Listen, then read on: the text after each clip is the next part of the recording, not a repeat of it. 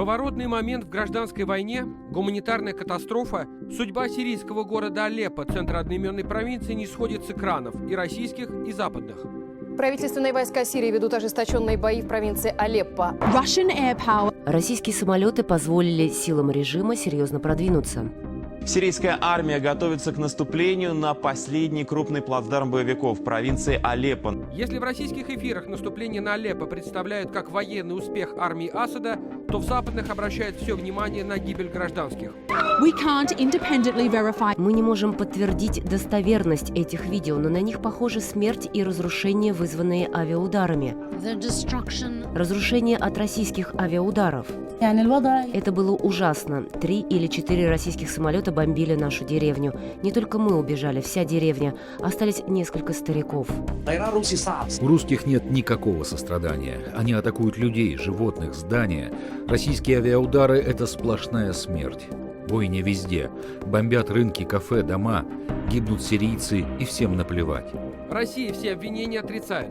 Запад во многом винит Россию. Москва требует предоставить доказательства о якобы жертвах авиаударов российских ВКС. Бездоказательное обвинение и спекуляции. Волну беженцев, захлестнувшую границу соседней Турции, российские журналисты называют подозрительной. Откуда на границе такое количество мирных жителей? Ведь бои в Алеппо идут уже давно. Все, кто хотел, бежал раньше. При этом настаивают, Турция все равно должна их впустить. Сказать очень сложно, сколько примерно людей сейчас скопились на границе провинции Алеппо.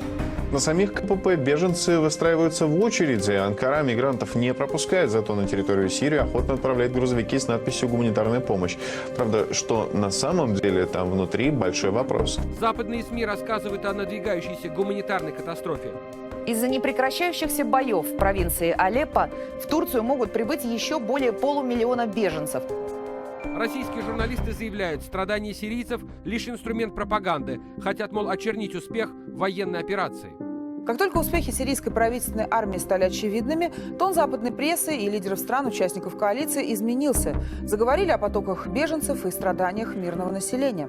Разбомбленные города, плачущие дети, болезни, голод и смерть. Жизнь в Алеппо со страниц западной прессы превратилась в настоящий ад. Что бы ни делала Россия в Сирии, она в любом случае будет под огнем слаженной критики со стороны западных стран. Россия предложила ввести мораторий на все боевые действия с 1 марта, но эту идею многие западные аналитики расценили как тактическую уловку – выиграть время, чтобы войска Асада полностью захватили Алеппо.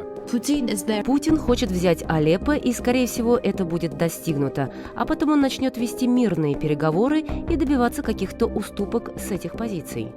Потери оппозиции в боях за Алеппо в ближайшие дни могут быть необратимы, поэтому до марта Вашингтон ждать не намерен. Белый дом заявил, пушки должны замолчать незамедлительно.